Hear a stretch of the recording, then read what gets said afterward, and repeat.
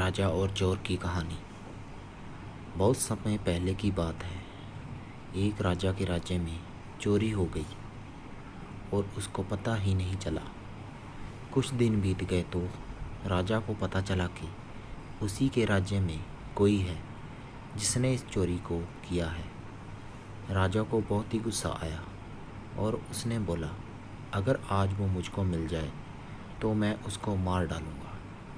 लेकिन राजा का मंत्री बहुत ही चालाक इंसान था। उसने राजा से बोला, राजन, आप क्रोध मत करें और दिमाग से काम लें, तभी कुछ हो सकता है।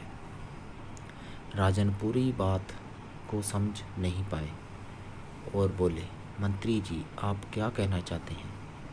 फिर चालाक मंत्री ने बोला, मुझको कुछ लोगों पर संदेह है, लेकिन उनको पकड़ने के लिए मुझको आपके आदेश की ज़रूरत है। राजा ने बोला, आपको जो करना है करो, मुझको बस वह चोर चाहिए था। मंत्री ने बोला, मुझको 10 लोगों पर संदेह है, मैं उनको आपके सामने लेकर खड़ा कर दूंगा, लेकिन चोर कौन है ये आपको ही पकड़ना पड़ेगा। राजा ने कहा, ठीक है, कल सुबह तक वो सारे लोग चाहिए जिन पर आपको संदेह है। रात हो चुकी है, लेकिन राजा को नींद नहीं आ रही और समझ में नहीं आ रहा था कि क्या करें। कुछ देर सोचने के बाद राजा के दिमाग में एक विचार आया और वह खुश होकर सो गया। अगले दिन सुबह सुबह उन 10 लोगों को राजा के सामने लाया गया। राजा ने 10 लकड़ी का डंडा मंगवाया और एक एक डंडा सबको दे दिया और बोला, तुम लोगों में जिसने भी चोरी किया होगा, कल तक उसका डंडा अपने आप ही 2 इंच छोटा हो जाएगा। राजा की ये बात सुनकर सब लोग डर गए। फिर राजा ने बोला, आप लोग अपने घर जाएं और कल सुबह फिर आना। ये देख राजा का मंत्री बहुत ही गुस्सा हुआ और बोला, आप क्या बोल रहे हैं? डंडा कैसे छोटा होगा? कोई जादू तो नहीं है ना? यह सुनकर राजा मुस्कुराया और बोला, मंत्री जी, आप कल देख लेना, आपको खुद ही समझ में आ जाएगा।